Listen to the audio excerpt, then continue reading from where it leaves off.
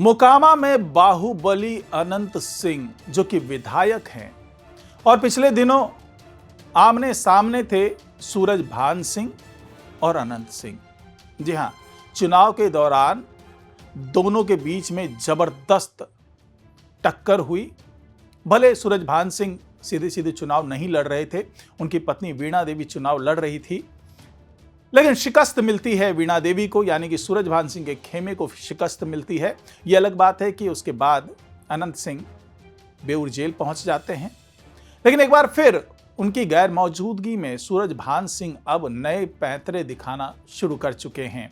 तो क्या एक बार फिर आमने सामने की टक्कर होने वाली है? क्योंकि जिस अंदाज में अब वो राजनीतिक समीकरण बदलने में जुटे हैं सूरजभान सिंह, उससे ऐसा ही कुछ होता हुआ प्रतीत हो रहा है।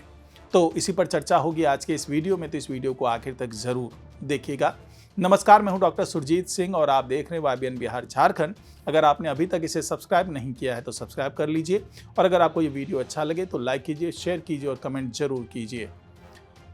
तो जेल में बंद होने के कारण अनंत सिंह कुछ खास बाहर में तो नहीं कर पा रहे। मोकामा में तो कोई ऐसी हलचल नहीं है,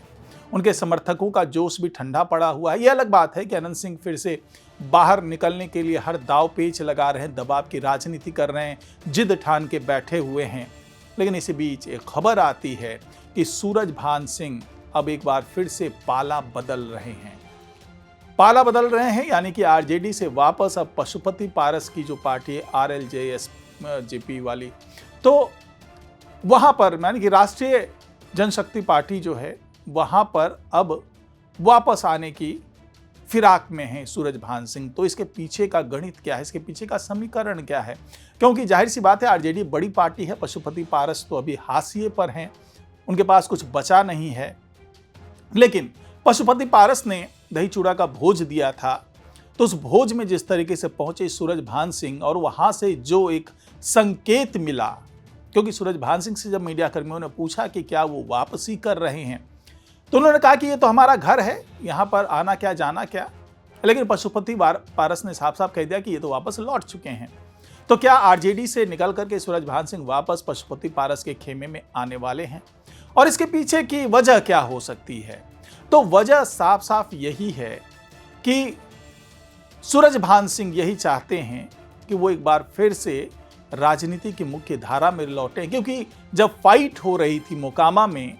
वो अनंत सिंह के आमने सामने थे, उनकी पत्नी चुनाव लड़ रही थी, तो उस वक्त उन्हें ऐसा लगा था कि आरजेडी के वोट बैंक से उन्हें बड़ा फायदा होगा और पशुपति पारस के साथ रहने का उन्हें फायदा नहीं हो सकता। और आरजेडी अगर वहां पर उम्मीदवार उतार देती है और फिर वो पशुपति पारस की पार्टी से चुनाव लड़ते हैं, तो यहाँ पर त्रिकोणीय मुकाबला हो सकता है और ऐसी स्थिति में अनंत सिंह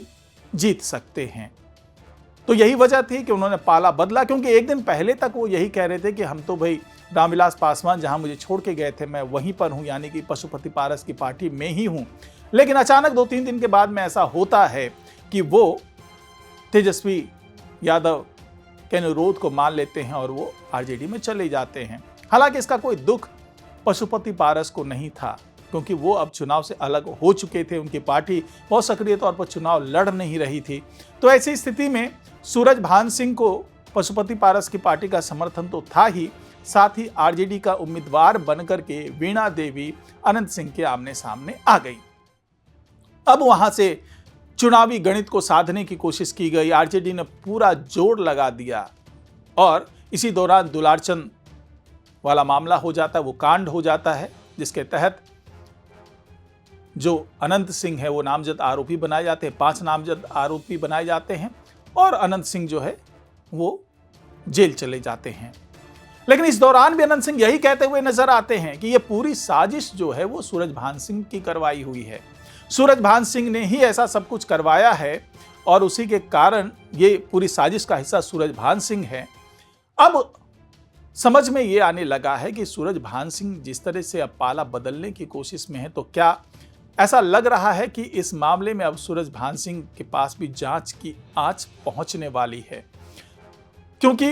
अब सूरजभान सिंह ये कहते हुए नजर आ रहे हैं कि उन्हें जो भी अपेक्षित सहयोग मिलना था चुनाव के दौरान भी बहुत अपेक्षित सहयोग मिल नहीं पाया और जो वो सोच कर चल रहे थे, जो उम्मीद कर रहे थे कि इस तरीके से वो पूरी आरजेडी का पूरा वोट बैंक उनके पास आएगा, आरजेडी के जो कार्यकर्ता है उनका पूरा समर्थन मिलेगा और एक नया समीकरण वो बना पाएंगे, चाहे वो भूमिहार वोट हो, चाहे यादव वोट हो, चाहे पिछड़ों का वोट हो, चाहे मुस्लिम वोट हो, वो एक मुश्त आकर के उनको चुनाव जिताने में सहयोग कर देगी। और इस बीच में अनंत सिंह जिस तरीके से फंस गए दुलारचंद हत्याकांड में, तो उससे भी सूरजभान सिंह को उम्मीद उनकी बढ़ गई कि भाई इस बार फिर जो है कुर्मी कोयरी का भी साथ मिल जाएगा, क्योंकि जो वहाँ पर चुनाव प्रचार कर रहे थे जो जनसुराज पार्टी की तरफ से, तो वो भी कुर्मी कोयरी के उम्मीदवार थे, तो कुर्मी समुदाय से आते थे वो। तो कुल मिलाकर के सूरजभान सिंह को ऐसा लगा कि उसके फेवर में सारा ही समीकरण जा रहा है, उनकी पत्नी के फेवर में सारा समीकरण जा रहा है। लेकिन और बाहुबली तो हैं ही सूरजभान सिंह, बड़े नेता हैं, भूमिहार समुदाय के बड़े नेता हैं, लेकिन ऐसा कुछ होता नहीं है और आखिरकार वो पराजित हो जाते हैं। तो अब ये कयास लगाया जा रहा है कि क्या सूरजभान सिंह के साथ कुछ खेला हो गया, क्या सूरजभान सिंह को स्वीकार नहीं कर पाई आरजेडी, यानी कि उसके जो कार्यकर्ता थे, जो जमीनी स्तर पर सारी चीजें चल रही थी,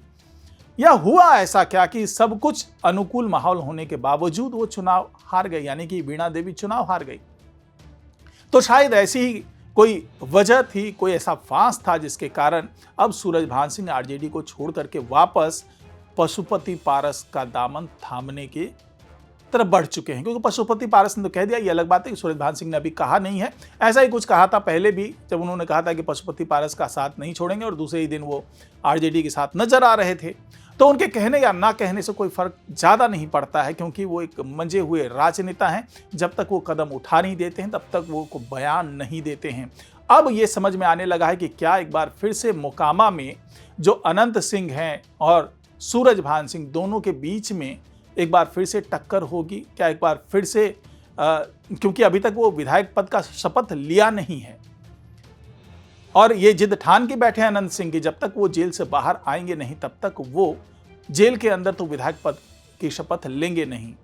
तो क्या ऐसा भी हो सकता है, क्योंकि ये भी बात कही जा रही है कि वो अपनी राजनीतिक विरासत अपने बेटे को सौंपना चाहते हैं। तो अगर बेटे को सौंपना चाहते हैं तो हो सकता है कि एक बार फिर से वहां पर उपचुनाव जैसी कोई स्थिति निर्मित हो जाए। हो सकता है कि अनंत सिंह जेल से बाहर ना आ पाएं और वो विधायक पद की शपथ ना ले पाएं, और अगर 6 महीने तक ऐसा होता है तो उनकी विधायकी जा सकती है। और ऐसी स्थिति में क्या एक बार फिर